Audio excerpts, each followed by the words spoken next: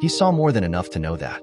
Bill couldn't see any way his marriage could possibly survive this, and he knew that if Linda showed up while he was feeling the way he was, he doubted that he would be in control of his actions. He knew he had to leave the house for both their sakes, to think and to decide what he had to do. He wasn't going to bother to leave Linda a note, but quickly realized that if he didn't do that, she would be out there looking for him, calling the neighbors, or eventually she might call the police to report him missing. To prevent all of that, he left a note on the kitchen table that simply stated, "Gone for a walk?" Bill left the house without even remembering to lock the door, and started down the sidewalk with absolutely no destination in mind. Bill hadn't walked more than a couple of blocks when his feelings of sorrow at the loss of his marriage and his anger with his wife began to transform into more of a cold rage and the desire to find a way to exact some needed revenge. It hadn't taken long for him to accept that there was really very little he could do except to confront Linda and then tell her that he was going to seek a divorce. He began to realize that this was what would eventually happen, but he also began to accept that jumping into a divorce action immediately might work against his own best interests and would certainly diminish the opportunities to plan for some payback. He decided it would probably be better to explore his options and make a decision based on facts and logical thought instead of a rush to the lawyer's office for a quick divorce. Then there were the health tests for STDs that he knew would have to be arranged. As he walked, he began to think more clearly, and he quickly decided that the last thing he wanted to do was push for a divorce when he didn't know what his rights and responsibilities were. He knew he was going to have to talk to a lawyer, and soon. He had walked about half an hour when he came to a small children's park, complete with swings and open grassy areas in which to play. It was almost deserted, and he noticed that there was a paved path that wandered through it, with benches placed under the shade of some of the scattered trees. It didn't take him long to decide to find a bench to sit on, a place where he could sit and think. He began by reviewing in his mind the shocking events his surveillance system had recorded, and realized that at some point he was going to have to fully watch everything that was recorded, maybe even more than once. In some of the scenes he had already witnessed, he was finding it difficult to accept that his wife was even included in them. During this time, as he replayed the details in his mind, another emotion continued to build in him. The desire, no, the primal need, for some payback. Once he began to consider that trying to get even might restore some of his lost pride and self-confidence, he was able to calm himself down a bit. He immediately began thinking of ways that he could punish his wife for what she had done to their marriage, but it wasn't long before he realized that she wasn't the only one at fault. He would have to consider her friend Denise Grady and how to make her pay for what was obviously something she had played a very big part in. The two men who had starred in the videos that he had watched also deserved some of his retribution, but that might present a problem considering he didn't know their names or where they lived. Then there was the bar that provided a venue for his wife to so easily hook up with someone to cheat on him with. It seemed logical to him that they should pay part of the price as well. The next half hour was spent trying to imagine what might be suitable forms for his revenge to take. By the time Bill had spent well over an hour and a half on the bench in the park, enjoying the warm weather and the solitude, he had made some decisions. Although seeking payback wasn't going to do anything about salvaging the almost 10 lost years he had spent in his marriage, he was already starting to feel a little better since having made the decision to get a little of his own back. There must be some reason people would say that revenge was sweet, and he decided to see if it was true. Time was passing quickly, and a check of his watch showed him that he had been gone from home for almost 3 hours. It was obvious to him that he couldn't stay away for much longer than this without really arousing his wife's concerns, something he had already decided he was going to have to avoid. He had made some tentative plans, but there were a lot of things he hadn't decided, and even more thinking was necessary, with more decisions that he would have to make. Finally, he decided that he was as ready as he was likely ever going to be to return home and face Linda. Bill knew he was going to have to do a remarkable acting job, and he was really unsure if he was going to be able to pull it off. There weren't any other options, though, except to try hiding what he knew, or to immediately confront her. With the decision made, he got up and began to walk purposefully back home. When he arrived home, Bill was lucky that his wife was busy making supper. She did ask him why he had gone for such a long walk, but his answer must have satisfied her curiosity because she didn't ask him any more about it. He was able to maintain his calm outward appearance even though he was seething inside, angry with her for doing the things he had seen on the surveillance video. He did find that whenever his anger and hurt threatened to take over his feelings, reminding himself that he needed to be calm and not give away the fact that he knew what had been going on was crucial if he intended to try and set up a situation that he could be in control of. There wasn't just a matter of getting some revenge. There was also the need for self-preservation, a need to protect his rights, finances, and other best interests in the divorce. The evening went by quickly, considering the images and thoughts that were flashing through Bill's mind. Just after 9 o'clock, he told Linda that he was feeling quite tired, and that maybe the fresh air and exercise in the afternoon had caught up to him. It seemed rather ironic that she was playing the mother-hen part with him now, worrying about whether he was coming down with something, and insisting on taking his temperature before letting him go to bed. It was too bad she hadn't been so concerned about him on Thursday night. Just after noon on Sunday, Bill and Linda Phillips pulled away from their home for a pleasant drive to her parents' home near Franklin. They were invited for an afternoon get-together with family and friends in the backyard, and then a quiet supper with Jim and Patricia Baker, Linda's parents. Bill was pleased that he was able to maintain the facade of a loving and happy husband. He was sure that Linda didn't suspect anything about what he now knew about her and her ways. He had even been able to kiss her lovingly and interact with her physically in a way that he felt was pretty close to his normal way, even though he did find it very difficult. Not that they had had sex yet. He was very concerned about how that would go when the time arrived and how he could avoid it, but the little things like caressing her or grabbing her from behind had been small bridges he had successfully crossed out. Having sex with her was the very last thing he wanted to do. Now that he knew she'd cucked him, maybe for years, but it could possibly become necessary. He had to somehow buy some time to let his plans come together. I hope my parents are happy with the crystal set I got them. I know it's something that my mom has often said she wanted, and I'm sure my dad will go along with whatever she likes. She grinned at her husband and continued, "Men usually go along with what their wives want, don't they, dear?" Bill considered what she had said and answered, "I think there are probably a few things that a husband won't agree with his wife on. Some things just cross a line that no husband can accept." Linda didn't seem to put any importance on his answer, at least none that he could notice.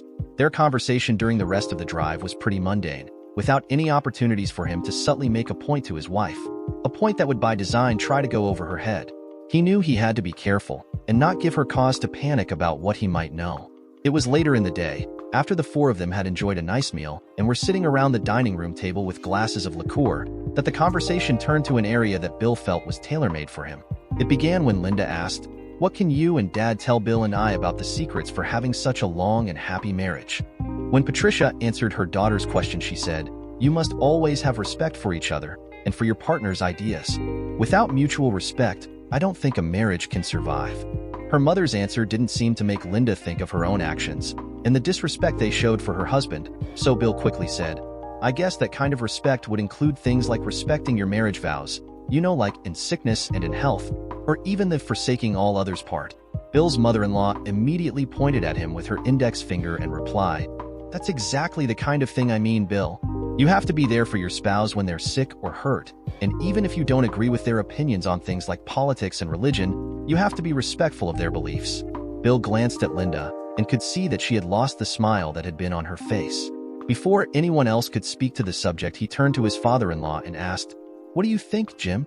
Surely over your 45 years together, the two of you must have faced some bumps in the road." His father-in-law was a rather reserved man, one who thought about things before speaking, but he finally answered with, "I have to agree with Patricia. When you look around at younger couples these days, you see a lot of disrespect between the partners. Things like the constant me attitude, and all of the divorces that seems to be happening. Patricia and I never had those problems." Bill couldn't have hoped for a better answer from his father-in-law if he'd handed him a script. He quickly took advantage of it by saying, "I was thinking of things like that too. I'm not quite as old as you, but I think we may share some of the same values." He continued, "What do you think is causing all of these divorces? I read the other day that close to 50% of all marriages are ending in divorce now." His mother-in-law had been listening and quickly said, "I think a lot of it is the fact the younger generation has no patience and they don't try to work out life's little problems. Of course, there's a lot more drug addiction, and now with casinos all over the place, there's problem gambling as well." Bill quickly added, "And then there's sex addiction, like that golfer with all the girlfriends."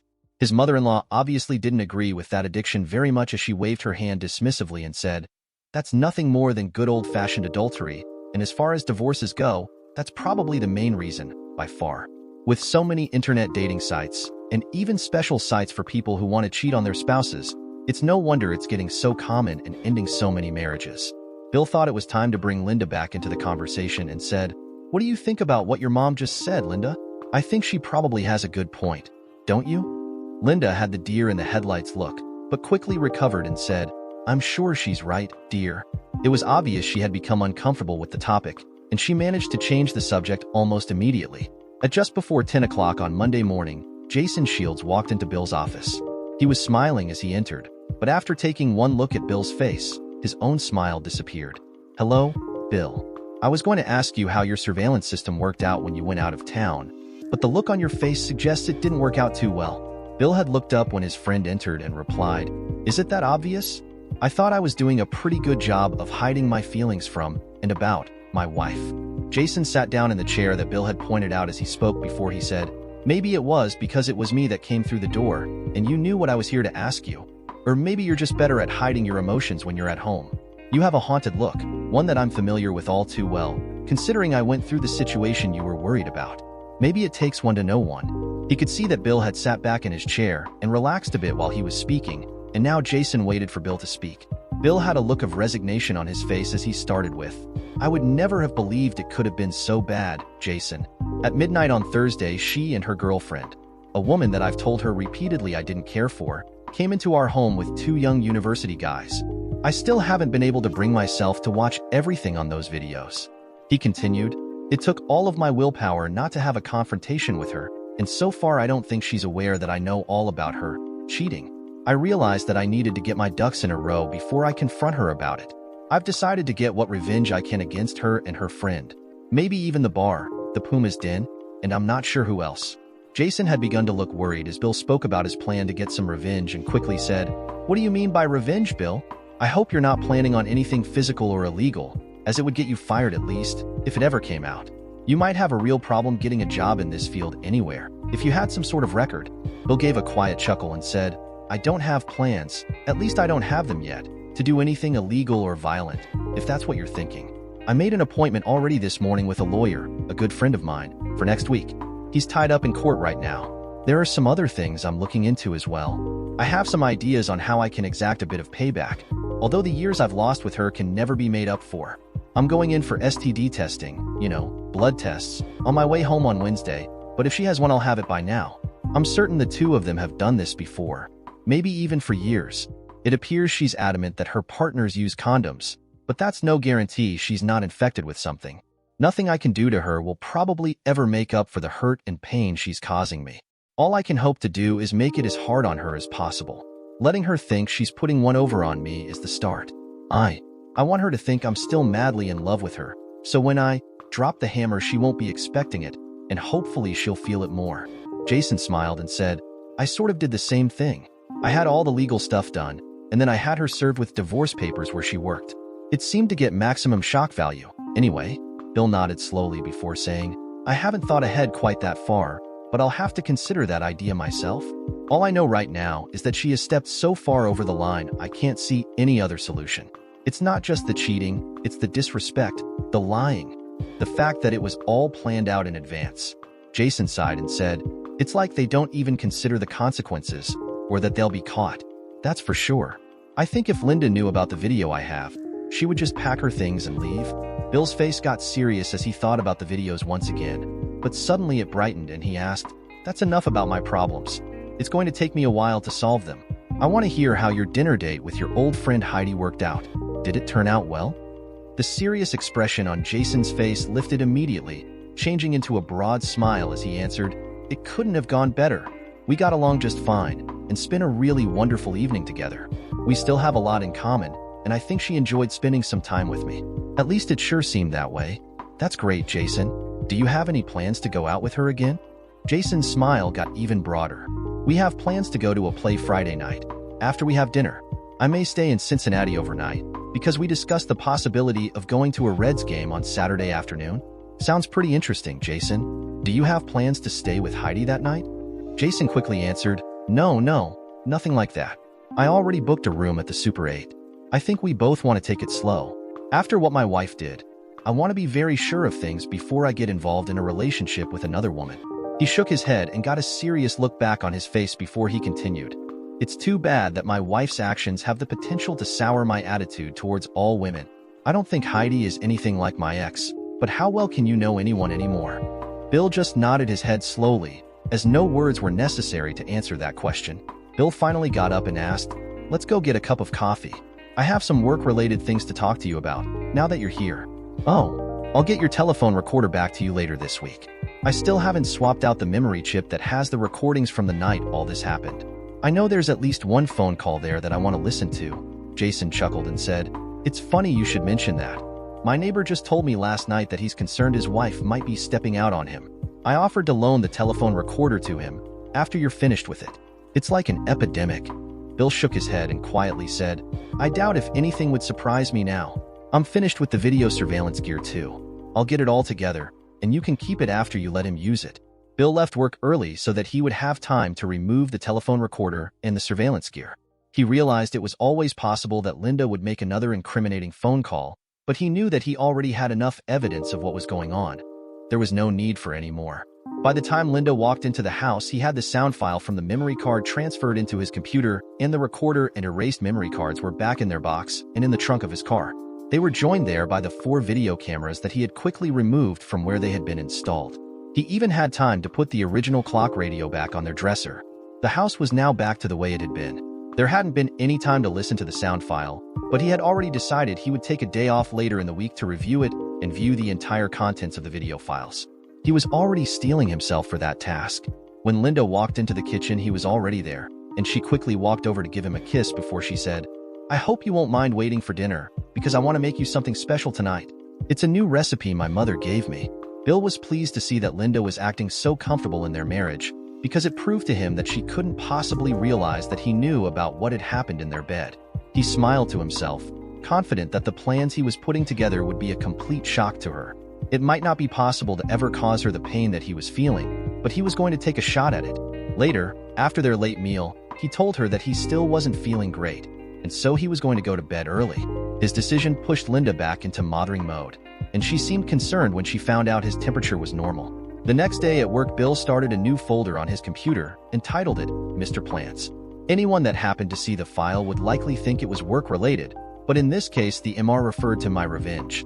He had come up with a number of possible things that he intended to do by the end of the month, when he had already decided he would end his charade of a marriage and had committed them to files in his new folder. His very first action that morning was to call Jason and request a meeting in his office when he had some free time. When Jason let him know that he had work to do on Bill's floor, they set up a short meeting for 8:30. Bill immediately outlined to Jason the ideas he had been considering and asked for Jason's input. He felt that he could trust Jason to not share what he knew with anyone, so he was comfortable with the request. The two men discussed at some length the ideas that Bill had come up with, and Jason offered several new ones. One of Jason's ideas became the seed of Bill's plan to somehow wreak some havoc on the bar that enabled his wife to so easily hook up with her young stud. He decided that they did deserve it, because he was sure that more than his marriage had been ruined by the venue they provided for married women on the hunt. Jason suggested that perhaps a way could be found to discourage either the women or the college guys from going to the bar. While they were brainstorming a broad range of ideas, Bill mentioned, an outbreak of STDs among their patrons would be nice, but there isn't any way to arrange that. He laughed after making this statement. He was joking, of course, but Jason ran with that idea and said, a real outbreak might not be necessary. The fear of catching an STD might be all it would take. Maybe we could think of something to make people believe there's a problem. The two of them tossed the idea back and forth, and finally, just after Jason had left to return to his department, Bill started researching an idea on the internet. Within a few minutes, he was making a phone call to the Montgomery County Health Department. After a brief conversation, he hung up the phone with a smile on his face and went back to his job with renewed enthusiasm, anxious to get some work done before leaving for his doctor's appointment.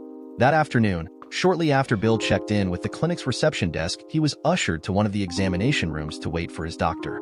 When he said that he was only there for some blood tests, the nurse that showed him to the room left the door open, saying that the doctor would be there very shortly. It was while he stood there waiting that he overheard a conversation in the hallway between his doctor and another patient. "Dr. Nelson, I just dropped in for a moment to see if you had the results of my tests." "Yes, Bert. They just came in. You have a garden variety urinary tract infection. I'll write you a prescription for some medication. It's a sulfa derivative, so I need to know if you have any allergies to sulfa drugs." "Not that I know of, doctor." After a slight delay, Dr. Nelson said, "Just take this to the pharmacy downstairs, and they'll fix you right up." A couple of seconds later, the doctor continued, "Oh, Bert, I should mention that it's very easy for women to get a UTI. You should be very careful and use a condom until your sample comes back clear. If you've had intercourse recently, you should perhaps ask your partner to be checked as well." "Oh, I didn't realize that." I'll mention it to my wife. Tell you what, Bert, pick up a urine sample container from the nurse on your way out, and your wife can just drop it off at her convenience for testing. Okay, thanks a lot, Dr. Nelson. As he listened to the end of the conversation, Bill was wishing that it was him with a UTI. That way he would have a ready-made excuse to avoid sex with his wife. For the next 5 minutes, as he awaited his turn with the doctor, Bill thought about what he had heard and came up with a plan. That evening, shortly after his wife got home, Bill called her into the living room. I think I know why I haven't been feeling well, Linda. One thing I noticed was some tenderness when I had a pee. So yesterday afternoon I went in to see Dr. Nelson about it. Linda paled slightly and got a look of concern on her face before saying, "What's wrong, honey? It's not anything serious, is it?" Bill immediately waved a hand to dismiss her concern as he replied, "It's nothing to worry about, dear. Dr. Nelson told me when I went back to him today that I have a garden variety urinary tract infection, and he gave me some medication for it. He had some pharmaceutical samples right there in his desk." Bill opened his briefcase and pulled out a plastic blister package containing 13 large pills, with another one of the pill cavities already empty. He handed the blister package to his wife, and she turned it over to see that there were 2 stickers on the back, one with instructions and the other with the product name, description, and the manufacturer's name. It was easy to see that he should take one per day for 14 days, and then be retested. When she read the whole information sticker through, she said, "Avoid intercourse until the test is negative. You mean we can't have sex for 2 weeks?" I asked the doctor about that, and he said that women are more susceptible to these infections than men are, and it's easy to pass one during intercourse. It can happen very easily, even with a condom. If you happen to contaminate it with just the touch of a finger, he said that we could have already shared it, and that you should have a test as well. Actually, he gave me a sample bottle, and I can drop it off for you, if you like. His clinic isn't far from my office. Bill had noticed that his wife had paled again momentarily when he said that they could have traded the infection already, but she quickly returned to her normal coloration and said, "That sounds like a good idea. Just give me the bottle, and I'll take care of getting the sample later. You don't mind dropping it off then?" Bill turned, ostensibly to put his briefcase down beside his favorite chair, but actually to avoid having his wife notice that he smiled to himself as she had just confirmed her total acceptance of his story. "No, I don't mind dropping it off there at all." That night after supper, Bill and his wife took their coffee cups outside so they could sit on their deck and enjoy the evening sun. Bill could tell that Linda seemed to have something on her mind, and he wondered if he had somehow lost control of his emotions and let her realize he knew something about her actions while he was out of town. After a few minutes of fidgeting in her seat, Linda said, "I've decided to stop taking my birth control pills after I finish this month's supply. I've done a bit of calculating, and my first fertile period will be during the week after your next trip to Colorado Springs. Is that okay with you? I'm not saying I'll be likely to get pregnant that first chance we have, but it could happen." Bill took a sip of his coffee before replying, "I told you that it's up to you. I'd like to have children, but I'm fine with whatever you decide. You know that?" Linda was obviously overjoyed by his answer and quickly jumped up from her seat, causing her coffee cup to be jarred sufficiently to slop coffee over the edge and onto the table it was on. "Oh, thank you, Bill. That's just the right answer." She jumped onto his lap, causing a small wave of coffee from his cup to splash onto the small table beside his chair. Neither of them noticed the dripping coffee as Linda tried to reward her husband with a series of passionate kisses.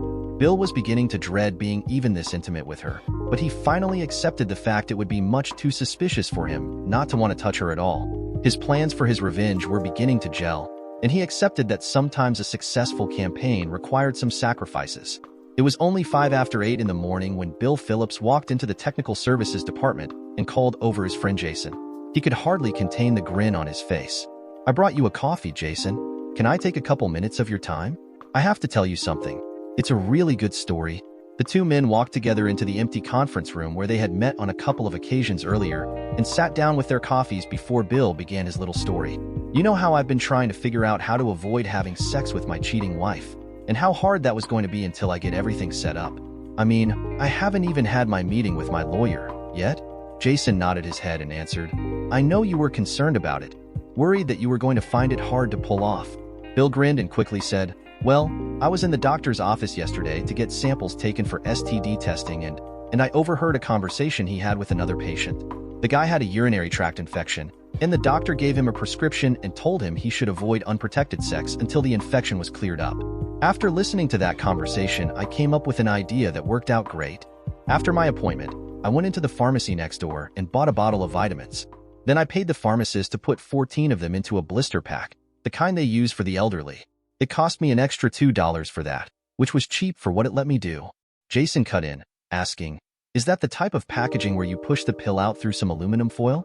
"I think I have cold tablets like that." Bill nodded his head and continued, "That's what I mean. Anyway, I came back here and printed up a couple of dummy labels for the package. I even put an expiry date on it. Took me 2 minutes to find the information I needed on the internet, and maybe 5 minutes to print up a couple of good-looking labels."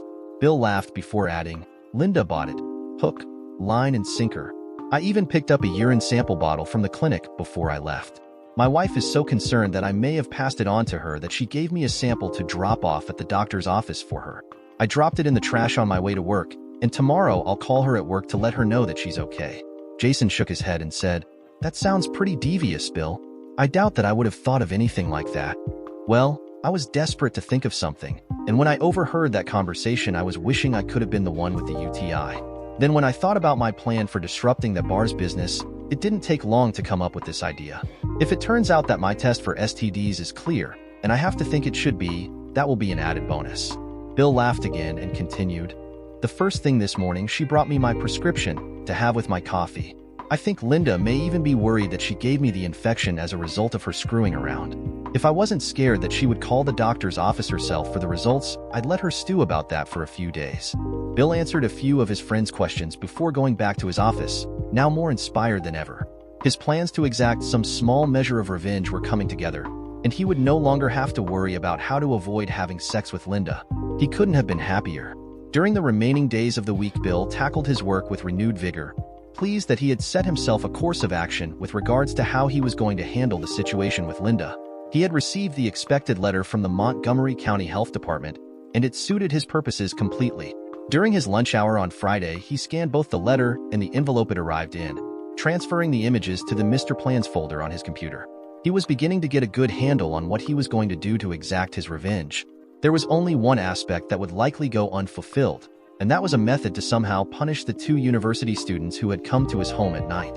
There was still literally no way to discover their identities, and after discussing the situation with Jason, he had to agree with his friend that really, they were behaving typically for guys their age who were offered a free piece of tail. It wasn't as though they had searched out his wife intentionally. Instead, it was actually the other way around. Over the course of the week, Bill had come to accept that he was going to have to tackle the damning videos again. He had to know all the details of what was actually on them, because he was going to need to work with images from those files to pursue parts of his new agenda. As his simple desire to divorce his wife had now morphed into more elaborate plans, he knew there was no way that he could avoid viewing the video images again and listening to the telephone recording. Early Saturday afternoon, Linda left to do some shopping, and seconds after the sound of the garage door announced that she was on her way, Bill headed to the computer room. He intended to listen to the telephone recording only, as he was not yet prepared to watch the videos again. It took him out over half an hour to listen to the phone calls up to the end of his Thursday night call from Colorado Springs. He found it unusual to listen to his conversations with his wife, as it was almost as though they were both reading from a script. It seemed as though he knew every word that was going to be coming a second before it was spoken. In all of the recordings prior to his Thursday night call, he hadn't found anything unusual in the recordings. When that call was finished, he turned up the volume a little bit and noticeably tensed up, knowing in his heart that the next call was in some way related to what happened later. "Hello, Denise. It's Linda. Did he call? I've been expecting him to call late and hold us up." "No, everything is fine. Bill called right on time. You know him. As dependable as a Swiss watch." Linda gave a short laugh before she continued, "I'm all ready to go, and you can pick me up anytime." "Okay, Linda. I'm only a few blocks away. I'll blow the horn when I get out in front of your place. Just don't overdo it. I don't want the neighbors to start looking out their windows. One of them might mention something to Bill about you picking me up. He can't know about this, or even have a reason to suspect anything. I'll be there within 5 minutes or so. I would have been there by now, but I had to stop at the pharmacy for some condoms." Linda giggled before saying, "It's a good thing you thought of that again. You know I don't have any because Bill has never needed them, and we certainly can't depend on those guys to have any." "No, they seem to only think with their dicks." Denise laughed and added, "I hope I find a deep thinker." Linda laughed and just said, "Goodbye, Denise." Listening to his wife talking about him the way that she had multiplied the anger that had been rising in him as he listened to their call, He made a separate copy of that conversation before continuing to listen to the telephone conversations after that one. There was nothing else of any interest to him. Once he listened to Linda's call a second time to make sure that his copy of it was good, he deleted all of the rest of the telephone recordings. It had been over a week since he'd seen the video evidence of his wife's betrayal, and he had perhaps become a little complacent with the memories he had of watching excerpts of that surveillance footage. He'd almost been able to react normally when he was around his wife, but now, after listening to the recording of her speaking to Denise, the worst of the feelings returned. He really hoped he'd be able to make her feel as badly as he felt now. For the rest of the weekend, Bill did his best to keep himself away from Linda, mainly by spending most of the daylight hours working in the yard and spending time in the garage organizing the contents. Naturally, he was unable to avoid her at mealtime, or when it came time to go to bed. Fortunately, the time he had spent working during the day gave him a ready-made excuse for going directly to sleep after his shower.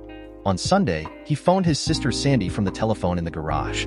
He didn't expect Linda would pick up the phone, but even if she did, he was ready with an explanation. His call was to ask his sister to join him for lunch to discuss something. She owned a flower shop in Miamisburg, and she quickly agreed to join him at a quiet restaurant across the street from her shop, suggesting Monday would be convenient. By coffee time on Monday morning, he had begun work on his project that was intended to bring at least some grief to the Pumas Denver. It was his intention to Photoshop the letter and envelope that he had received from the Montgomery County Health Department to create an apparent official notice from them, warning of a minor epidemic of HIV connected in some way to the bar. It was a good thing that his department ran smoothly and efficiently without a lot of hands-on management being required. This was the direct result of his efficiency in setting it up and keeping things as up-to-date as he could.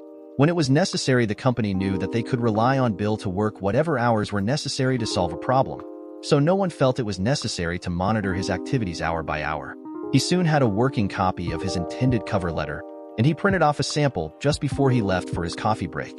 He took his first draft of the letter along with his cup of coffee and went to see his friend Jason. While the text needed some work to make it more official sounding, Jason agreed that it was a very good first start. Together they worked at improving it while they drank their morning coffee. "I like this part, Bill. You may have to make a slight change to it to accommodate some of the other things we were talking about, but otherwise it seems very good." Jason then proceeded to read the sentence from the supposed health department letter.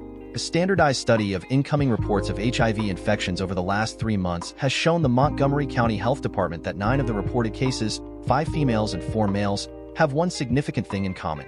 Each of the newly diagnosed cases reported they had visited a local bar by the name of the Pumas Den, located on Indian Ripple Road at I-675. Bill was smiling as he said, "I sort of liked it myself. I think it's a good start anyway. It most definitely isn't legal to forge a document like this, and I hope you won't turn me in. You're probably the only one who could do that, because I don't intend to tell anyone else about this plan." The two men laughed at the suggestion, and Jason finally replied, "I wouldn't dream of it, Bill. You're trying to do what most guys only wish they had done when their wives cheated on them. In fact, there are probably a lot of wives whose husbands cheated who would also applaud your efforts. You're a stand-in for all of us, of either gender, who were cheated on by a partner." The two men continued their friendly discussion before Bill finally left to return to his office.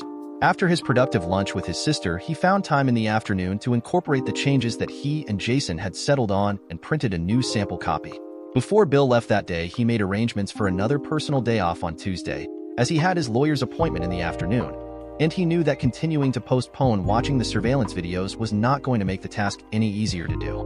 He had decided that he would pretend he was leaving for work, before doubling back to spend whatever time was necessary to deal with the videos. The decision on how he was going to use them had already been made, and there was no way for him to get out of watching them, perhaps even several times over. Tuesday morning went as planned, and by 9:30 Bill was seated at his computer with a cup of coffee close by. He realized that he was stalling, trying to avoid watching the video evidence that he knew was going to cause him a lot of pain as he viewed it, and would severely test his resolve that he wouldn't confront his wife until he was totally ready. He knew he had to get at it though, as he had a long overdue appointment with his lawyer in the afternoon. The video file was already queued up to the moment when the two couples entered the house, so he began by reviewing what took place in his living room. This time he concentrated on watching his wife only, ignoring Denise and her dark-haired date. Bill watched again as his wife's blouse was undone, and finally, just before the four of them left the living room, he watched as she removed it and her companion pushed her bra up. He then selected the camera in their bedroom and was watching it in full screen mode when the image suddenly appeared as the motion sensor triggered the camera. Linda walked into the room first, and was in the process of removing her bra as she came in the door. Her blonde-haired university student was grinning and unbuttoning his shirt. The tint that was formed in his tan-colored slacks was obvious. Bill turned up the volume so that he would be able to hear what was said. Linda turned around and asked, "Help me pull down the covers on the bed. I don't want them all messed up." With his help, the blankets and sheets were very soon in a heap on the floor at the end of the bed, and Linda waited while he came around the bed to meet her. They were soon kissing, and Linda was running her hands over his back beneath his shirt. "You are one hot woman." They broke their kiss, and the man looked around the room, with his gaze settling on a recent 8x10 photo of Linda and Bill. "Is he your old man?" "I guess he must be. That looks like a recent picture of you. I guess he just doesn't do it for you anymore." As he was saying his last sentence, he turned back and attempted to kiss Linda. She turned her head so that he couldn't get at her lips and said, "Oh, he still does it for me. All right. This is just going to be different. I don't want to hear any more comments about him." They went back to kissing, breaking contact only when it was necessary so that they could undress each other. Bill watched as his wife was completely uncovered for this other man's pleasure. It was hard to watch. Bill watched as his wife reached for her purse, opened it, and withdrew a handful of individually wrapped condoms. He could even read the brand name as she put them on the dresser a few inches in front of the clock radio that wasn't just a clock radio. He sat there as though he was carved in stone, watching as she ripped open one of the packages and handed to her lover. "I think you know what to do with it now. I've been hot for you ever since I first saw you in the Pumas Denver." Linda sat on the edge of the bed and swung her legs onto it before sliding to the center. The only sounds that Bill heard from this point forward were small squeaks from the bed, a series of male groans, and a lot of the unintelligible sounds his wife made as she approached or achieved climax. After a few minutes of standard missionary sex, his wife wordlessly pushed her lover up, and when he had disengaged from her, she quickly turned and got onto her knees. Bill wasn't nearly so happy. He could feel his love for his wife dissipating at the same time that the anger he felt was increasing once again. A couple of minutes later, when it was obvious by Linda's actions that she was anxious to have sex, Dennis got up from the bed, grabbed one of the condoms, and soon had it in place. They were soon going at it hard. It didn't take long for the two of them to again enjoy their climaxes, this time with Linda beating out Dennis to the finish line. She collapsed to the side of him, breathing deeply. About a minute later, Denise Grady and her dark-haired partner came into the room. Denise gave a throaty laugh and said, "I guess we're not interrupting anything, damn it. It's bad timing that you're finished. We wanted to watch." "Oh well." Bill could see that Linda was at least a little embarrassed by the situation, as he could see that pink coloration had appeared on her cheeks. She didn't say anything in reply to Denise. "I thought we agreed to knock at the door before coming into the bedroom. That's what I would have done if we finished first." It almost seemed to Bill that his wife was a little peeved with her friend. He watched as the two men grinned at each other before Dennis got up from the bed and went to stand beside Denise. Linda had also got up from the bed, and the man who'd come in with Denise walked over to her and put his arm around her waist. "Come down and join us when you're finished, Linda. We don't mind if you watch, do we?" Bill watched as Dennis put his hand on her shoulder, and the two of them left the room with her in tow. Bill had seen a few scattered images of this video the first time he watched it, so the fact that his wife and the dark-haired student were now together in his bedroom wasn't a shock. Now that the video was at normal speed, he was able to watch as his wife with her new partner. He continued watching as his wife filleted the stocky dark-haired man in front of her. Linda quickly climbed onto the bed and got on her knees, pointing back at Bill's camera and her new partner. "Come on, Eric, do me good." It's Earl." Earl didn't hesitate and was soon busy. There was no conversation between the two of them as they lay together on the bed, side by side. "Come on, Earl. Let's go see whether they're finished. Denise wants me to watch her." Linda giggled before reaching towards the bed and pulling Earl to his feet.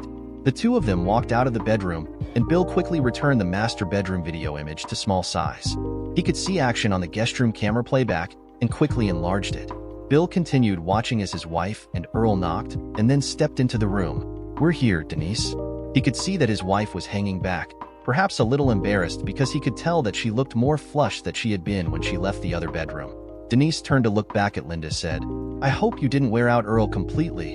I think I can keep Dennis here from coming too soon if Earl would like to join us." They all joined in, and Bill watched for another few minutes until the group on the bed achieved their climaxes. The fact that he was intimately familiar with one of the people in the room and had met another a number of times made the whole thing seem much more real than anything he had seen in a spicy video. The remaining activities on the video were not very notable. The conversation was now very mundane. the sexual desires apparently having been fully sated for all of them. Denise and Earl began putting on their clothing in the guest room while Linda and Dennis returned to the main bedroom and quickly dressed. Within 5 minutes, the two men left by way of the front door, letting themselves out as Linda and Denise watched from the living room. "Let me help you clean things up, Linda. We can strip the beds, and then you can throw the sheets and pillowcases into the washer. I'll flush the condoms and stuff, and make sure that the wastebaskets are clean. I'll take the condoms that are left over. I'm sure you don't want them left for Bill to find." Denise laughed that throaty laugh that Bill was beginning to absolutely despise. Bill watched as the two women quickly stripped and remade the beds, and he could see that Denise removed the wastebaskets for a time before returning them to the two bedrooms. When they were finished, neither of the bedrooms looked in the least way different than they had ever looked. Later, when he checked the timestamp, he realized that it had taken them less than 10 minutes to return the house to normal. Mind you, he could never look at any of the rooms the same way again. When the last of the 4 cameras finally blinked off, Bill reversed the image from their bedroom until the video reappeared. He froze it as his wife was reaching up to shut off the bedside lamp, ready to go to sleep. After quickly referring to the help screen, he pressed the function key that would save the frozen scene as a separate image file. Of everything he had seen, this image would eventually become one of the ones that bothered him the most. Bill spent the next hour creating separate files from portions of the videos that had been recorded that night. 2 of them showed everything that had taken place in the guest bedroom between Denise and Earl, and then Denise with Dennis prior to Linda and Earl joining them in the room. A third video from the guest bedroom detailed the activities from the arrival of Linda and Earl until the group on the bed disengaged from each other. He knew he would have work to do on that third video, and decided he would have to read up on video editing software and features. When those 3 videos were finished, he made 2 separate ones of Linda, one with each of the 2 students. He knew he had more editing and image capturing to do, but he was expected at his lawyer's office in another hour, and that was one appointment that he had no intention of missing, especially now that he's seen the full videos. Bill spent Wednesday morning in meetings with the vice president that he reported to, and it wasn't until after those meetings that he was able to get away for a quick visit with his friend Jason. He found him in the cafeteria, just sitting down to his lunch. Sorry I didn't get a chance to talk to you earlier, Jason. I'm in the process of setting something up with the company, and I had to go to meetings all morning. I tell you all about it, but they've asked me not to discuss what it was all about, at least not yet. They've been pretty good to me, accommodating my requests for personal time without any real complaint, so I don't want to break their trust. Jason looked at Bill a little strangely, but answered, "I understand what you're saying, Bill." He waited until Bill was busy unwrapping a sandwich before he continued, "So, how did your lawyer's meeting go? Did he manage to answer all your questions?" Bill didn't try to answer until he had swallowed his bite of sandwich, and then replied, "I had a real good meeting with him. I told him what I had discovered at home with my surveillance system, and what I wanted to do with regards to the divorce. He didn't really agree with some of what I stipulated in the terms of the divorce, but I told him to do it my way, and if there were any problems we would discuss it later. So when do you have her served? Have you made a decision on that?" Bill looked thoughtful, and in a few seconds he replied, "I'm not actually certain yet, but it will be around the middle of next week. I think I'm going to be giving her the papers myself. There are still a couple of legal things to take care of, and I need to meet with my sister again."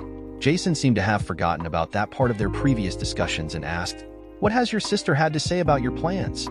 Is she interested in what we talked about?" "Oh yes, she's definitely interested. Actually, she's more than interested, and is checking on the details involved, and so forth."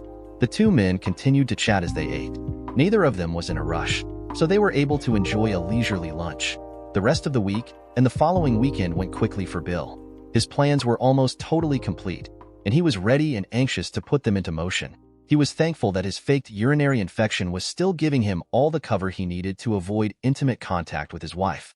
On Sunday afternoon, he was finally able to begin putting his revenge into motion.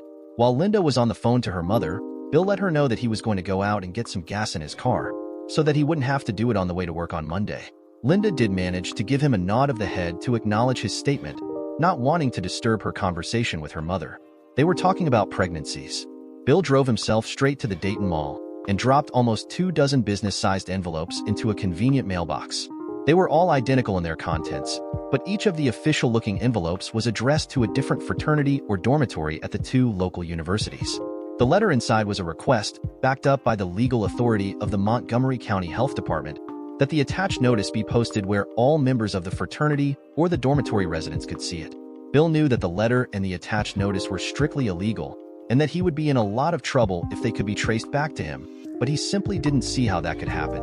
The notice was a warning that followed the format that Bill and Jason had settled upon almost 2 weeks earlier, warning that the Puma's Den was a suspicious location connected to many recent HIV infections. Bill had embellished it with graphics borrowed from the letter he originally received from the Montgomery County Health Department, and it was supposedly signed by someone in authority, someone whose signature was illegible, but one which looked very realistic. All he could do was hope that it was accepted for what it was purported to be, and caused a drop in business at the Puma's Denver. Only time would tell if it worked. Linda was growing more and more impatient for Bill's medically caused celibacy to end. While he was shaving on Monday morning, she came into the bathroom and wrapped her arms around him, laying her head on his shoulder. "I think this is the longest time that the two of us have ever gone without making love. Don't you, Bill? The last time you made love to me was the night you came back from Colorado Springs. That seems so long ago now." Linda continued to hold him, and he didn't answer until he had finished shaving his upper lip. "It has been a while, hasn't it? Just hang on until Wednesday, Linda. I'm sure it will be over by Wednesday night." The last days before Bill's intended confrontation with his wife seemed to fly by, and Wednesday arrived quickly. Those last days were filled with a number of meetings, long phone calls, and periods of introspection for Bill. His last meeting took place Wednesday during his afternoon coffee break, when Bill paid a visit to his friend Jason Shields, and the two of them met in the empty conference room adjacent to the Technical Services Department at Abstract Devices, Inc. "Well, Bill, is everything all set for your meeting with your wife?" Jason seemed concerned at how his friend was holding up as he continued. "I would guess you must be feeling the strain of these past few weeks. I know what it was like for me, and your situation seems to be a lot more complicated." Bill gave his friend a weak smile before answering, "I guess I'm as prepared as I will ever be. Everything finally seems to be falling into place. I had my last meeting with the vice president, and I just got off the phone with my sister. There's one more call I have to make. Just a quick confirmation from my parents." Bill leaned back in his chair, apparently trying to relax. Jason could tell that it seemed Bill had lost a bit of weight, and that there were signs that dark circles were soon going to be more obvious beneath his eyes, likely from the strain he had been under while trying to maintain civility with his wife under the circumstances. It was easy for Jason to imagine that Bill would feel a tremendous sense of relief once his confrontation with Linda was over. "There sure have been a lot of details for you to look after, Bill. Not every man would be able to handle what you took upon yourself." Bill stretched his arms, obviously trying to relax a bit. "It has been a challenge, Jason. I really want to thank you for your help with all of this, as without it I would have probably been forced to just imagine what it would have been like to have exacted a measure of retribution on those that deserve it." Bill continued, "You have those 2 envelopes I gave you put away safely, I hope. I know you've probably got a pretty good handle on what needs to be done, since we've talked about things so much. There are some written instructions in each envelope, just in case you need them. Don't take offense, Jason. I just wanted to cover every possibility. I have them hidden away in my apartment under lock and key. The only person I would have to worry about finding them is my house cleaner, and she's always proven to be completely dependable and honest. I doubt that if she were able to access them, that she would actually touch them. The outside of each envelope is dated, and I have notes on my calendar to remind me when the date arrives." Bill nodded his head and said, "I guess the biggest concern is that you make sure you don't leave a trail back to yourself. You obviously know an awful lot about computers and how the internet addressing works. I trust you to completely cover your tracks. The last thing I want is for you to end up in any trouble over this. I know you volunteered to do this for me, but it's one of those not quite legal aspects of this little project of mine. Please be careful." Jason chuckled before he replied, "I already have plans on how to do it. I'm in Cincinnati pretty much every weekend now, spending time with Heidi, so I'll find a Wi-Fi hotspot there to get onto the internet. I have an old laptop that will do the job, and I have a replacement hard drive for after it's done. That way I can remove and destroy the old one to eliminate any evidence on the disk. Don't worry about me, Bill. I'll be okay. Let me know what your costs are for the hard drive and anything else you may need. I don't want you to be out of pocket over this." Jason shook his head and said, "Don't worry about it at all, Bill. I have a couple of salvaged hard drives just sitting in a drawer. There's no other use for them, as they're obsolete now. You know how that goes." The two men continued their conversation for a couple of minutes before Bill left to return to his office, looking more relieved than he had been earlier in the day. Bill was seated in the living room in his favorite chair when Linda came home from work. He had his briefcase open beside him on one of the dining room chairs. The 2 chairs were pulled close enough to the coffee table that he could reach it easily. When his wife announced that she was home, Bill called her into the living room. When Linda entered the living room, Bill simply pointed at the sofa and said, "Why don't you sit down there on the sofa, Linda? There are some things we need to talk about." Linda looked a little confused, but sat on the sofa anyway. Is something wrong, Bill? Did you get the results of your test for the urinary tract infection? There's nothing new that is wrong, Linda. This is an old problem we need to discuss. Linda still looked confused and asked, "What old problem, Bill?" Bill didn't answer the question, but instead he reached into his briefcase and took out a photograph that he placed on the table in front of her. It was the first photo that he had captured from the bedroom videos, and showed his wife reaching up to turn off the lamp after Denise had left that night. "Can you tell me what this photograph means?"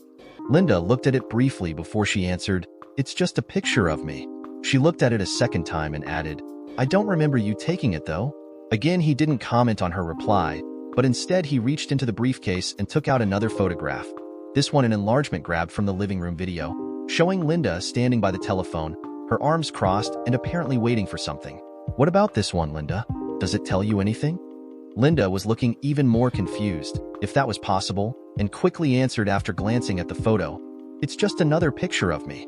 Why are you asking me these questions? What's going on, Bill?" Her questions went unanswered yet again, and Bill pulled out the package of matches from the Pumas Denver. "I showed you these before, and you said you didn't know where you got them. Are you sure of that?" He reached over and placed them in front of her. This time Linda's face went a bit pale, and a momentary look of fear crossed over her face before she said, "I told you I don't know where they're from, Bill. I must have just picked them up somewhere." Bill was ready with the next item. Another still from the bedroom video, this one showing Linda unbuttoning the fourth button on the blouse she wore that night. Her face showed a very slight smile, and the picture was clear enough that the pattern of the flowers embroidered on her bra was visible through the fabric of the blouse. "What about this one? Do you remember this? Does it bring back any memories?" The photograph obviously shocked her, and her face blanched as she briefly looked at it. "When did you take this? How did you get this picture?" Bill wordlessly took another photograph from the briefcase and carefully placed it in front of her. It was a still taken from the living room video, showing Linda and Dennis just seconds before they turned to walk to the bedroom. Linda's blouse was off, dangling from her right hand, and Dennis had just pushed her bra up, leaving her fully exposed to the camera. This picture caused Linda to almost faint, forcing her to grab hold of the heavy coffee table as she seemed to sway in her seat. Her face was now a picture of fear and panic, her complexion as pale as Bill had ever seen it. Her mouth opened and closed a couple of times before she was able to speak. "What? How did you get this?" "I have to explain. It's not what it seems, Bill." She looked up at him, searching his face for any indication of what he was thinking, but seeing only an unsmiling mask. Bill made no comment before reaching into the briefcase and pulling out a group of photos which he laid on the coffee table side by side. There was a picture of Linda on her hands and knees on the bed, with Earl. Linda was glancing back over her shoulder, a lustful look on her face. The next picture showed her seated on the bed, naked with Earl. Another had caught Dennis on top of Linda. While Linda was taking in the contents of the photographs, her eyes moving to each one as Bill laid them out in front of her, the tears started. By the time she looked up at him, they were already starting to run down her cheeks. I'm so sorry. How can I make this up to you? Please let me explain and make it up to you. Please forgive me." Bill finally spoke as he said, "You expect forgiveness for this? You think you can make it up to me? You have hurt me more than I could have ever imagined possible, and you expect me to just accept this? What makes you think I would even consider it?" Linda seemed to be in agony, her hands clasped tightly in front of her as if in prayer, while the tears continued to stream down her cheeks until they dripped from her chin to her blouse. "Please, Bill, please let me try to explain. I didn't mean to hurt you. I didn't do this to hurt you. You have to believe me. I love you, and I know we can get past this. Please let me." Bill interrupted her angrily and said, "Didn't mean to hurt me. We can get over it. I love you." "Enough bullshit, Linda. I would never have believed you could have done this to us. You've obviously done it before, probably for years behind my back, and you expect some sort of get-out-of-jail-free pass on this? You have to be kidding. Please, Bill. I truly wasn't trying to hurt you. I haven't been doing this for years, I swear." She was rocking back and forth now with her hands in her lap, still clasped and her tears still flowing. "Just for the sake of argument, Linda, tell me how many times you've snuck out behind my back. Tell me how many times you've brought men back to the house, or to some other place. How many times have you switched partners with Denise so you could have 2 men on the same night? Tell me all about the Pumas Denver. I would like the whole, complete truth, and I would like it now." As Bill sat there staring at Linda, it was obvious he was waiting for her answers. Once again, she began opening and closing her mouth without speaking. Finally, she said, I've only been out 4 times, I swear. I went with Denise to that bar a few months ago, but I swear I didn't leave with anyone. I just danced a few times. Denise picked up a young guy, but I just drove. I drove her car home here, but I was by myself. Linda had been staring at the photographs as she spoke and looked up to see how Bill was reacting, but his expression hadn't changed. Her tears had slowed, and she wiped her face with her sleeves before she continued, I watched them fooling around in the back seat, and it got me horny. When we got back here, Denise and the guy went into the guest bedroom, and I went into our bathroom to make myself climax. Linda's face had changed colors now and was red with embarrassment as she spoke. After a while, I could hear Denise calling me, so I went to the guest bedroom to see what she wanted. She wanted me to watch them, and I did. It got me horny all over again. I made myself come again. While I watched them, I left before they finished and went back into our bedroom. I couldn't believe I did that in front of them. The next time you went out of town, we went there again, and I brought a guy back with me. We had sex a couple of times, and then the 2 guys left with Denise. Linda looked up again to see how Bill was reacting to what she had just said, but his face was unreadable, devoid of emotion. Are you sure you want to hear this, Bill? You've already seen these pictures. Isn't that enough? Bill reached over into his briefcase and pulled out a DVD in a clear case and set it on the table. I don't just have a few still pictures. There are over 2 hours of video here, complete with sound, and there isn't a minute of what happened that night that I haven't seen at least twice over. It was obvious that you've done this before. The coldness of his words almost brought a chill to Linda's back. Linda once again went white, and her tears resumed before she said, You have video? Oh my God. Oh God. You saw? You heard? Everything? I'm so sorry, Bill. Can't we work this out somehow? Just carry on with what you're telling me. Tell me about how big of a 304 you've become. Come on, tell me. He was waving both of his arms as he was encouraging her to speak. His words and actions shocked Linda, so she quickly continued, The next time we went, that was the time I picked up the matches you found. We came back with 2 guys and we switched partners after, you know? She reached over and touched the DVD before she continued, The last time. You know all about it. You saw everything. She buried her face in her hands and cried quietly, her shoulders bobbing in time with her sobs. Bill reached over and gathered the photographs, matches, and the DVD and put them back into his briefcase. When that was done, he shuffled around in the briefcase and pulled out a small sheaf of papers that were stapled together. He tossed it on the coffee table in front of Linda. When they landed, there was enough of a sound that Linda jumped and moved her hands away from her face. It was obvious that her eyes were tear-filled. So Bill reached over to the end table for a box of tissues and handed it to her. Dry your eyes, Linda. You need to look at these papers. She quickly grabbed a handful of tissues, and in a few seconds, when she finished wiping at her eyes, she picked up the group of papers in front of her. Petition for divorce.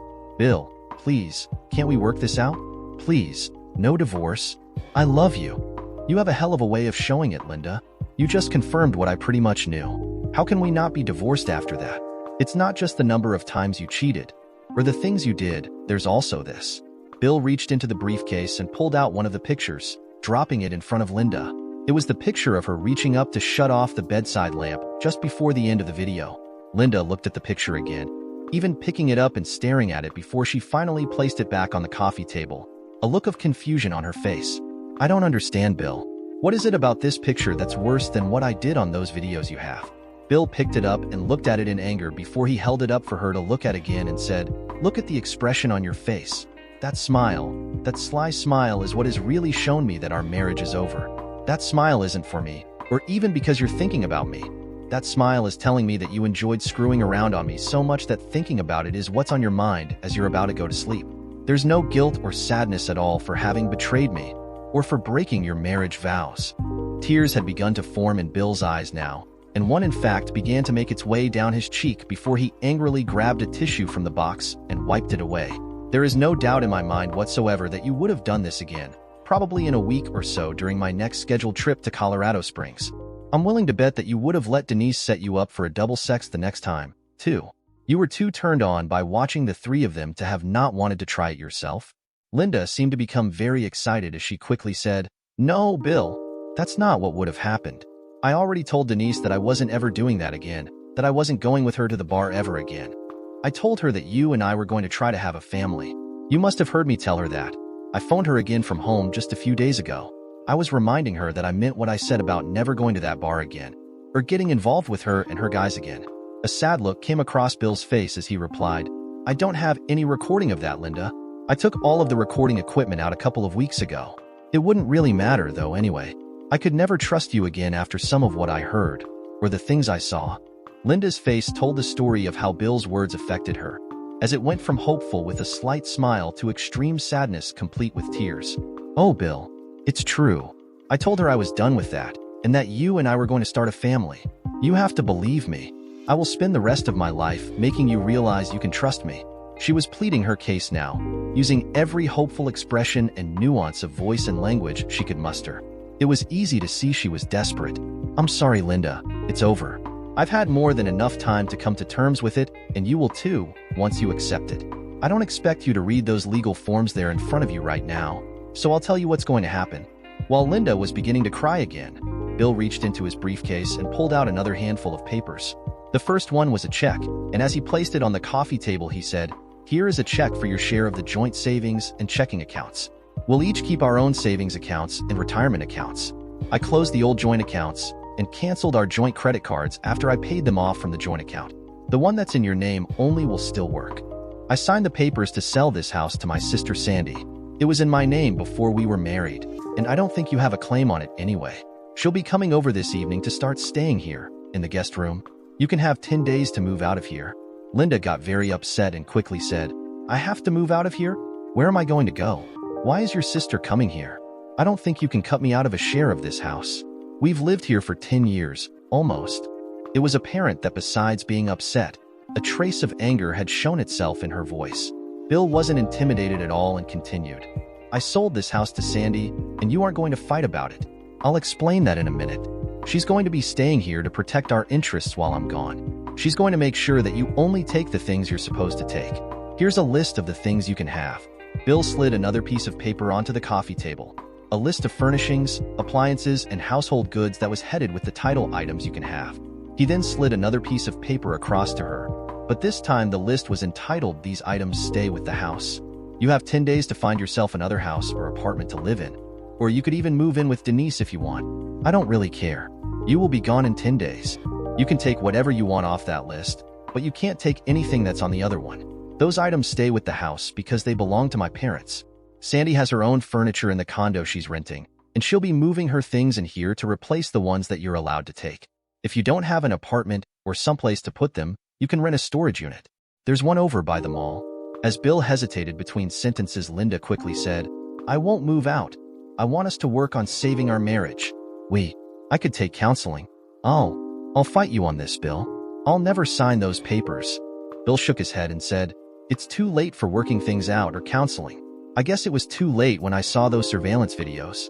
Listening to your phone call with Denise on the night you went out to pick up Dennis and Earl put the last nail in the coffin of our marriage. You've disrespected me and cheated on me for the last time. You won't fight it, and you won't refuse to sign the papers. I have given an envelope to someone I know, with written instructions on the outside of it to open it 4 months from now if I haven't come back to pick it up. I'll only pick it up if our divorce is final, or about to be. If you fight this and delay things, he will open that envelope. Inside the envelope are instructions for him to put the video files of you and Dennis and Earl onto the internet. One of those free sites anyone can go to. There are some copies of these photos you've seen, with instructions to mail them to your parents. There is a list of every email address I could find that was in your address book on the computer, plus there are a couple of pages of names and mailing addresses from our address book. Everyone will be emailed or mailed the URL for that website with your videos on it. The shock and anger on his wife's face was something to behold, and she quickly said, You wouldn't dare do that. You wouldn't, would you? Realization of the enormity of what would happen if he carried out his threat finally dawned on her, and she began to cry again. I definitely will do it, Linda, if you force me to. I'm not going to tell you this again. And right now you have no way to prove that the videos or the pictures even exist. I even swapped out the hard drive on my computer and destroyed the old one. All of the surveillance equipment is gone. You have no power over me to stop me from doing anything I want to do. I don't completely hate you, yet. Don't push me to do anything you may regret. Are you listening to me, Linda? Do you understand what I've been saying? I won't be here later to answer any questions you may have, so I hope you've been listening closely. His last statement obviously caught her attention as she quickly looked up, wiped her eyes and said, "What do you mean you won't be here? Where will you be?" Like I said, Sandy is moving in here tonight to protect our interests. I'm taking a week of my vacation to go to Florida and look after my parents' condo while they're away on a cruise. The week after that, I'm going to be in Colorado Springs, getting used to my new job.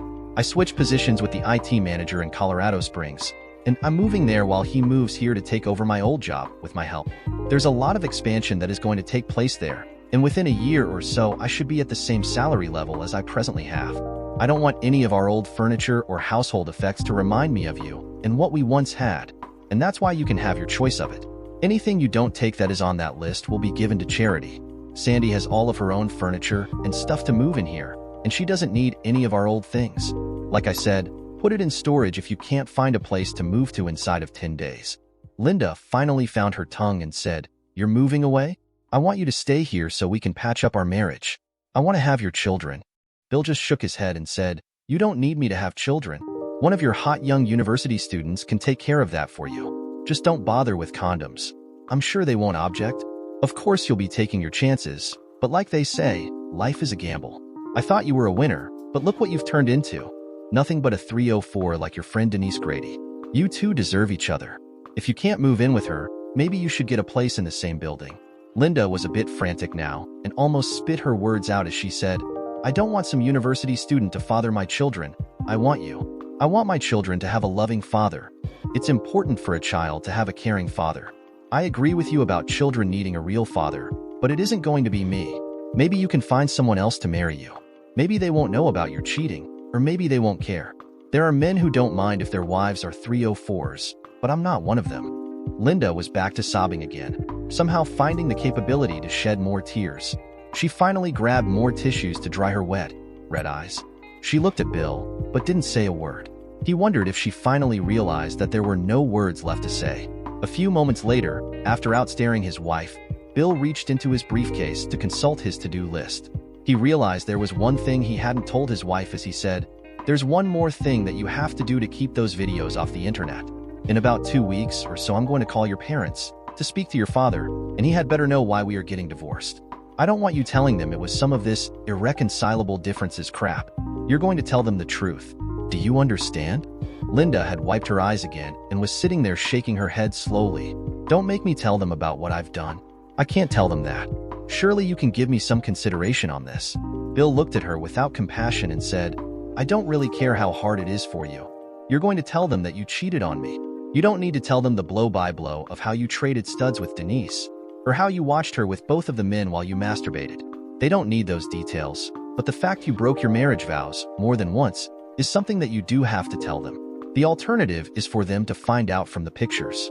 After one last glance at his to-do list, Bill closed his briefcase and changed the settings of the built-in combination lock. No one could reopen it now but him. When he checked his watch, he saw that his sister should be there in less than 15 minutes. He figured he could stand being in the same room with Linda for that much longer. Bill checked his watch, and it was finally time for him to make his call to his sister. "Hello, Sandy? It's Bill. I just wanted to see how things went today." "Hi, Bill. Well, Linda spent the whole evening after you left crying. I almost felt sorry for her, until I remembered what you told me. I wasn't sure how she was going to treat me when there was just the two of us here, but it went okay. Did she have much to say for herself? I just wondered if she might have said something to you that she wouldn't have had the nerve to say to me." "Not really, Bill. We talked for a few minutes just before she went to bed, but all she did was tell me how badly she had screwed up. Not the details, just that she had screwed up her entire life all by herself. I know that not long before she went to bed, she phoned her friend Denise, and she didn't seem to care whether I overheard the call or not.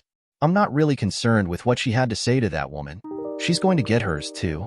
She didn't say that much. Anyway, she just told Denise that she would probably never speak to her again, that you had found out about everything and were going to divorce her." She started crying and finally just slammed the phone down. "Like I said, Sandy, it doesn't really matter. What's done is done, and there's no going back. How did today go?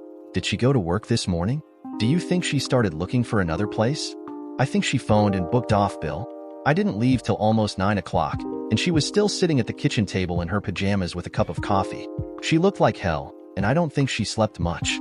She wasn't here when I came home, so I looked around a bit, and it seems like she's starting to pack some things up. There were a couple of boxes in the bedroom with cosmetics and stuff. Well, I'm glad to hear that.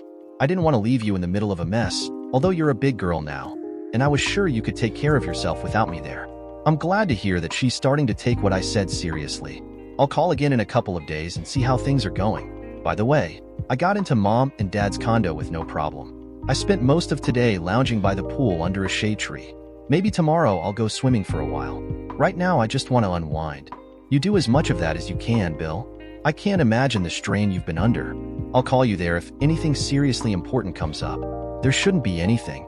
I'll talk to you in a couple of days. The two of them said their goodbyes, and as he hung up the phone, Bill realized that he had the package of paper matches back in his hand, unconsciously prepared to count them again.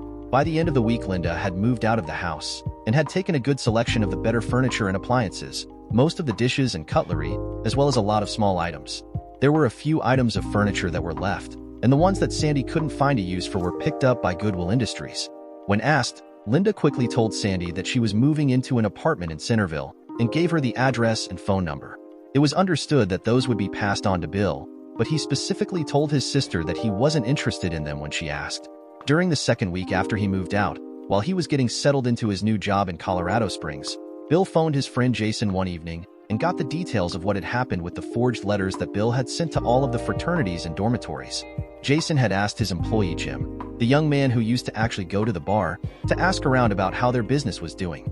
Jim had passed on some information that Jason was very anxious to share with Bill. Jim reported that after speaking with a couple of friends who still went to the Puma's Den, that the place had suffered a mysterious setback. A week earlier, there had suddenly been only a small group of young men who visited the bar each night, causing a lot of the female customers to turn around and walk out when they saw how few men were there. Apparently, this was an ongoing problem and was getting worse, and so now even fewer women turned up. Jim couldn't seem to understand that, but said that he guessed that the guys had found somewhere better to hang out. Settling into his new home in Colorado Springs took up most of Bill's time, and he didn't get a chance to phone Jason for a couple of weeks. Actually, he had tried to call him once or twice, but didn't get an answer and didn't leave a message because he wasn't sure when he would be available himself. When he finally did get in contact with Jason, he was able to exchange some good news with him. I was talking to Jim 2 days ago, Bill. He said that one of his friends told him that the doors were padlocked at the Puma's Denver. There was a notice on the door that said the landlord had seized the premises for failure to pay the rent. He also heard that a bluegrass bar was going to open up in that location. I bet you'll think that's pretty good news, won't you, Bill? Jason laughed after making the last statement. Bill quickly replied, "Wow, it doesn't get much better than that, does it? I'm amazed that the place could have gone out of business that quickly. Mind you, I have heard that the bar business is quite a difficult one to make money at without strong customer support. They were probably too close to the line financially to survive even a few weeks of lousy sales. I can't say that I'm upset at all by the news, though." He quickly continued, "I have some good news, too. I spoke with my sister on the weekend, and she told me she got a call from Linda, who was all upset. The gist of it is that Denise phoned her, just screaming at her, and said that someone, probably me, but possibly Linda, had ruined her life. Apparently someone contacted her employer and some of her friends and told them about a certain website. When they went there, they found videos of Denise Grady and 2 young guys in some amateur spicy productions. She got fired, and apparently a couple of days later her son, who goes to Dayton University, found out that a friend of his was in a spicy video on the internet. When he checked out the site, he discovered his mother was the co-star. He disowned her, according to what Sandy was told by Linda." Bill chuckled before adding, "I also realized that the story of the 2 students being in a spicy video will be mentioned by their friends on the social networking sites they all belong to, and that the videos will probably come back to haunt them. A lot of companies search these sites to find what's not mentioned in a resume. I may have gotten a bit of revenge on them without even trying." Linda was frantic to find out whether I had broken my promise not to put her videos on the internet. Sandy told her to just go check out the site and see what was there. Bill laughed before continuing, "I guess she must have been satisfied, because she phoned back a couple of days later to tell Sandy to thank me for keeping her videos off the site. I want to thank you for your help with all of that, Jason. I went there and checked it out myself, and it does a pretty good job of destroying her reputation, all right? Mind you, she'll probably end up thinking it's good advertising. I don't think that woman knows the meaning of the word shame." "You may be right, Bill. Some women are like that. Mind you, if her son found it, there are likely other family members who might come across it too. Were there any of her relatives on that list of people to contact?" I'm not really sure, Jason. There might have been a couple of her cousins. I remember Denise saying that she had a couple of cousins in Dayton, so I added a few to the list who might have been related. There were 3 Grady entries from the phone book, and I found 2 entries for Slinger, which was her maiden name. I was hoping they might be related. Jason laughed before he said, "You really hate that woman, don't you? You really torched her with the real estate company she worked with and the board of governors for the Real Estate Dealers Association. Personally, I would doubt that she can find herself a job in Ohio, at least in real estate. That was the plan, Jason. Thanks again for your help with it." "No thanks are necessary, Bill. It's only right that we former cucks should stick together. One small blow for the good team." The two of them were laughing as they hung up their phones. The next evening, Bill phoned his soon-to-be former father-in-law to see whether Linda had fulfilled the requirement he had given her. "Hello, Jim. It's Bill Phillips." Hello, Bill. What can I do for you?" There was obvious strain in his voice. "I guess you heard that Linda and I are going to be getting a divorce." Yes we did, Bill. Both Patricia and I are so sorry to hear that. We've always felt you were the son we never had." Jim Baker hesitated before he continued, "I can't tell you how disappointed we were in Linda when she told us the reason why you decided to divorce her." Bill could hear the pain in his voice and felt sorry for Jim, an innocent victim of his daughter's adultery. "I was disappointed too, Jim. I know it might be difficult, and please let me know if you think it would be a problem for you and Patricia, but I'd like to keep in touch with both of you from time to time. I'm not divorcing the two of you, and I feel like we've become good friends over the years." Jim cleared his throat before he answered, and when he spoke it was apparent that he was overcome by his emotions. "We'd like that, Bill. As much as we hate what Linda did to your marriage with her adultery, she's still our daughter, our only child. Please don't expect that we should disown her. We'd like to somehow maintain your friendship, but keep our family in one piece at the same time." Bill was not expecting to be so moved by what Jim had just said, but it did have an effect on him. "I understand that, Jim. I wouldn't expect anything else. Please give my love to Patricia." He had to stop at that point because he could feel his voice was about to break. "I will, Bill. There is one thing I would like to pass on to you. Linda has been very close to a breakdown as she tries to deal with her extremely bad choices. I'm just glad that there's nothing left that could make the situation any worse than it already is, as I don't know if she would survive it. She seems very fragile." Bill hesitated, thinking of his power to totally devastate his soon-to-be former wife, and replied, "You're probably right, Jim. I don't see how it could get much worse. Goodbye." "Goodbye, Bill." Bill and Linda Phillips were officially divorced a couple of months later. It seemed that Linda had been dragging her feet in the matter, but within a week after Denise Grady's spicy videos appeared on the internet, the signed papers were returned to Bill's attorney. It was the last contact he had with her, even unofficially. Bill had intended to take the ultimate revenge on his ex-wife once the divorce was final by posting the videos of her and the 2 students on the internet, but considering the potential results and the fact that he also needed closure, he decided not to do it. He decided to leave her wondering, never knowing if they would suddenly appear. He also knew that nothing, no matter how potentially damaging it was, could ever be erased from the internet. The videos would have been copied to other sites and into personal collections, and would pop back up like poisonous mushrooms even if the original copies were deleted. They wouldn't just be a lifetime curse for Linda. They would have been a never-ending reminder to him of what she had done. About a year later, Sandy told Bill, during one of her visits to Colorado Springs to check up on how he was doing, that she had heard Linda had married an older man and was pregnant.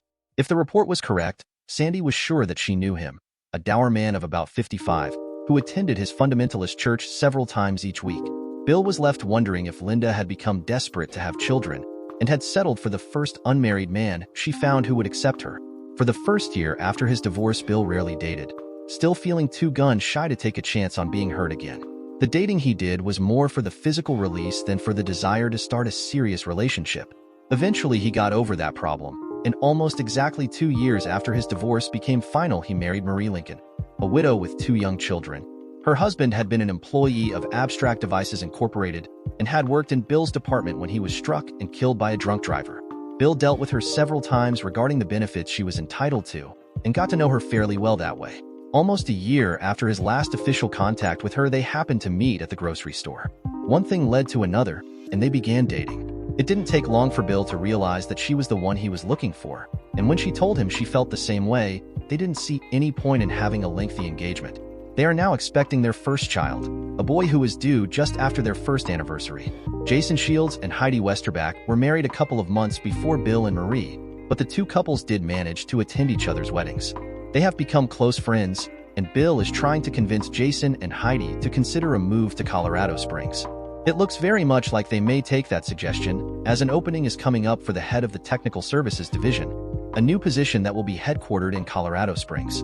Dear listeners, please share your thoughts in the comments section below, and don't forget to like, share, and subscribe.